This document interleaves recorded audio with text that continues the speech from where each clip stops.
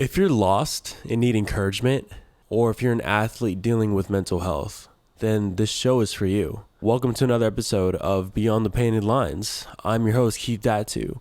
And today I'm getting very, very vulnerable today. I want to share my story and I want to share how I've overcome mental health challenges, how I'm still overcoming some of them now today. The very first thing that I want to say is that you're not alone. Sometimes it feels like you're alone because, especially in the athlete culture, we don't focus on men's mental health. We focus on the game, right? And that can be difficult sometimes because people only see from the outside, not from within. From the outside looking in, we often look like we're doing A-okay or doing better than expected, right? How could we not? We play a sport for a living. We get to have our quote unquote dream job. But many people go through mental health journeys throughout their life. And I just want to share my story for y'all today. All right. So 1, you are not alone. The key to a lot of the interpersonal battles that I face are literally all within my head. And a lot of the anxiety and stress that I put on myself is a result of me overthinking. Sometimes it's a result of having too much time on my hands, but when you overthink, you're overanalyzing. You allow intrusive thoughts to come in. Instead of focusing on what's actually happening, you're either focused on the past or you're focused on the future, something that hasn't happened yet, instead of focusing right here in the now. I think I first heard that when I was listening to an audiobook, The Power of Now by, I want to say Eckhart Tolle. I might have botched that, but The Power of Now does a good job of speaking about being present in the moment. You know, as you hear me say often, everyone's story is different, and I'm willing to be vulnerable on my podcast and post this and share this with the world. I was a little back and forth whether or not I should.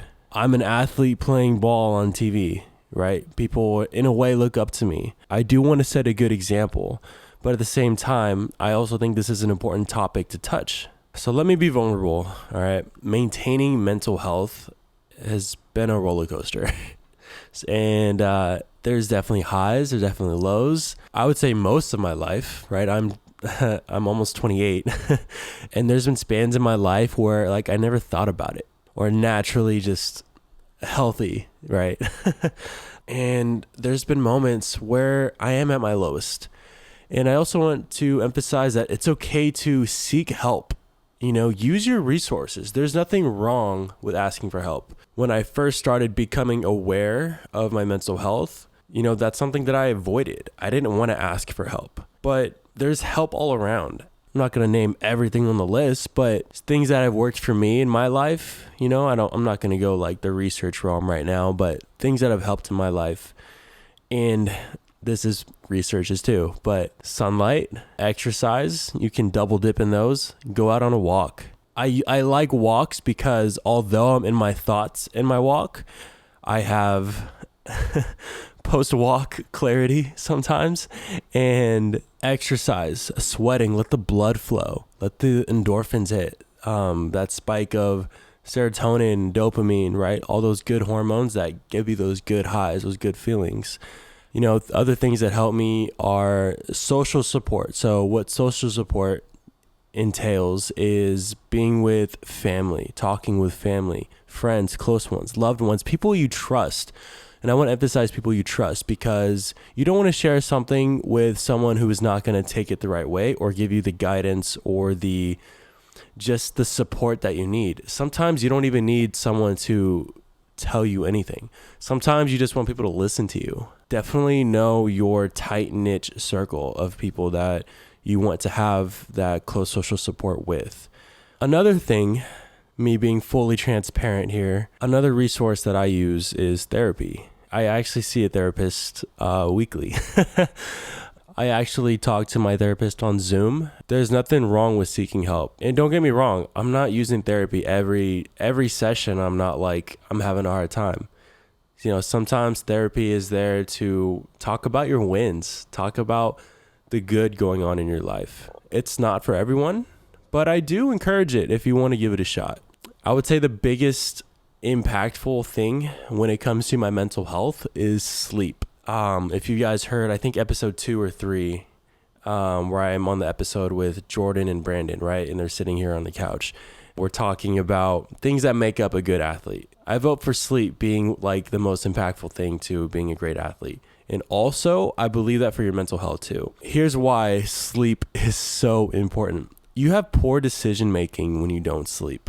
And with that becomes irrational and intrusive thoughts. It's kind of hard because, when you are going through like a war in your mind, sometimes you just can't sleep.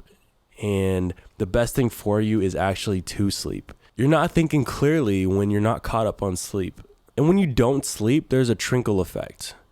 For example, when I have a bad night's rest, right, I don't perform well on the court. I don't eat well. Therefore, it makes everything else worse, right? My thinking is worse. My focus is worse. All because I didn't sleep, because I'm so tired. And and then when you are having an anxiety attack, panic attack, stressed out, you feel it in your body. It's not just up here. Your body takes a hit too. Your body gets exhausted. And the last thing I'm going to say about sleep is especially for me, when I don't sleep, I get cranky. I'm definitely like depressed.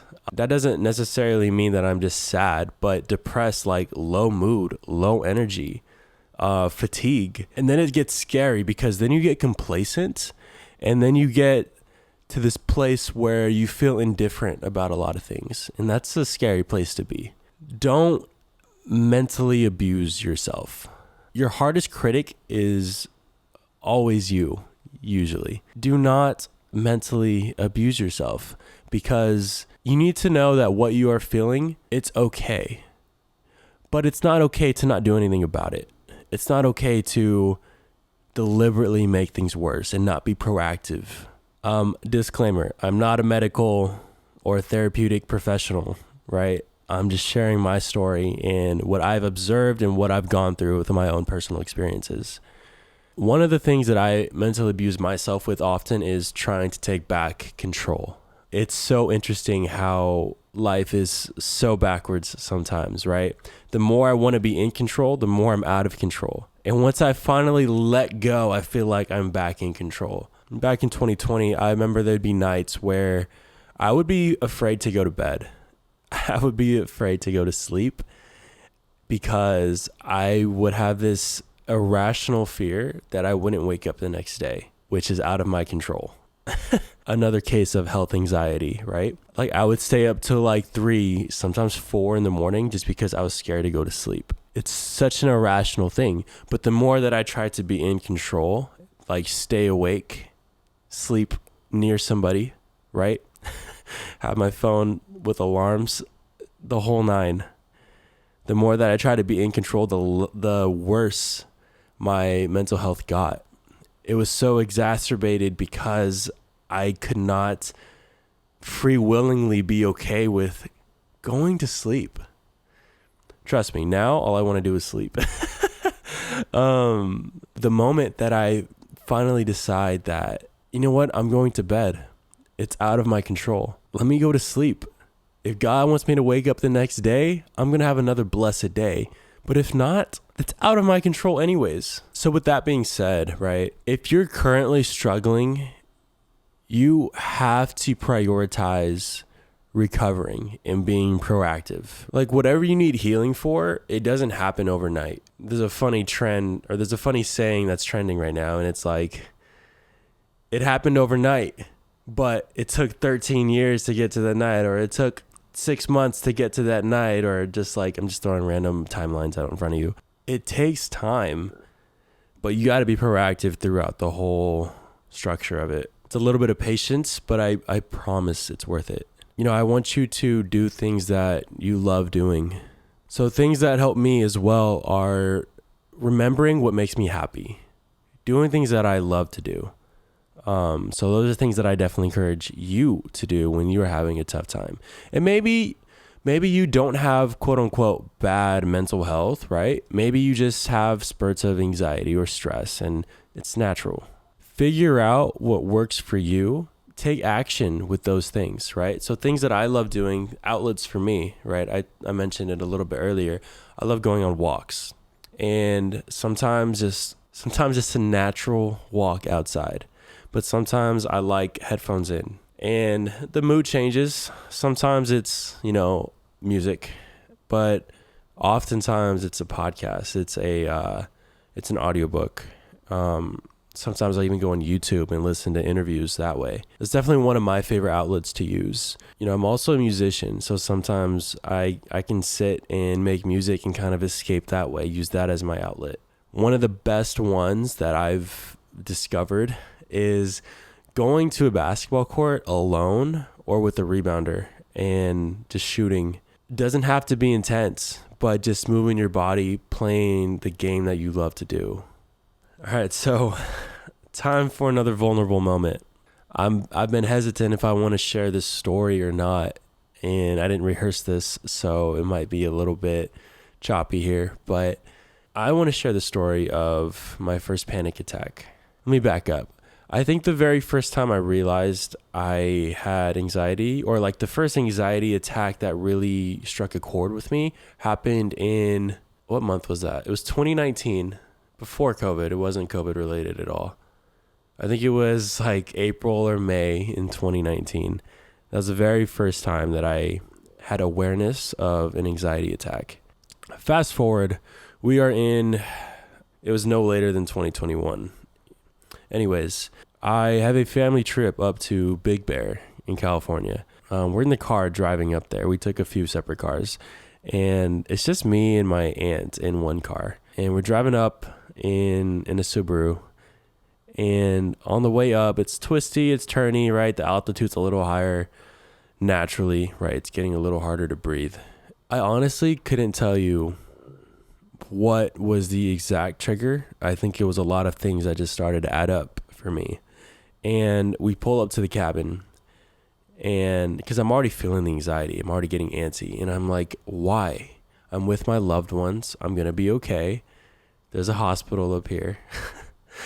And we pull up to the cabin finally. For some odd reason, I couldn't move for a second. And then I finally muster the will to get out of the car. I collapse immediately. I haven't even been inside the cabin yet. And I'm like, for a second, I forget even what I'm doing. I get out of the car. I collapse. I'm laying flat on my back on the asphalt. I remember saying, I don't remember everything I said, but I remember saying like, I can't breathe. I can't breathe. And then I was like, I can't see. I could see, but I was like, I can't see. And then the panic set in, and I have an Apple Watch, and I have an ex-phys degree, and I have a Kines master's degree, and I know too much for my own good sometimes, so it kills me, by the way. And I'm like checking my heart rate on my watch, and it's literally like the highest I've ever seen it. To this day, it's still the highest I've ever seen it. It was above 180, and I'm like, oh my gosh, I'm going to have a heart attack. I'm going to die. And I can laugh about it now, but I was so serious in the moment. And I've never had that amount of dizziness and confusion and shakiness. I couldn't sit still. It wasn't epilepsy, but I was shaking, and I couldn't stop shaking. I don't know how long I'm outside. My uncle's there, my aunt is there, and I'm like, call my mom. This is what I remember saying. They might remember the story a little different, but I'm like, call my mom, and like, guys, I love you. Like, guys, I love you. I'm gonna die. And oh my gosh. And I remember saying, I love you, and like, I'm going to die. And I thought I was going to die, actually. And I remember, like, in my head, I'm like, Lord, I'm literally praying what I thought was my last prayer. And this sounds more dramatic than it probably was, but it was dramatic, and it was dramatic for me. I don't remember standing up. I don't know if they carried me inside, But I remember that they laid me on the couch, and it wasn't snowy this time of year, but I remember being freezing. I remember the weather was great, and it was, I think it was like warm outside, and I'm inside on the couch flat, and I am shivering. I am so cold, and I could not stop shaking. The crazy thing is that that was also the first time I ever took a Xanax too. I've already started seeing therapy at this point. I sought out medical help, and I hated that I had to try out antidepressants after that, anti-anxiety medication. I was off and on it for 1 to 2 years. Actually, before this incident, I was already on and off of it for about a year. I kind of hate sharing this story. I don't even know if I want to share this story with the world, at least not right now. But if I can give someone value, if I can tell them that they're not alone and that they're going to be okay the way that I was okay, then to me, it's worth it. I've been off anti-anxiety medication at least 2 or 3 years now, maybe longer, I don't know. But I definitely did not feel like myself when I was on it. I am not a medical professional, but through my experiences, I don't recommend it. What I recommend are doing the harder things.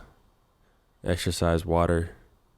It sounds crazy, but that's what I think. Something that I realized is that God will put you down first sometimes before lifting you up, before you're able to accomplish great things.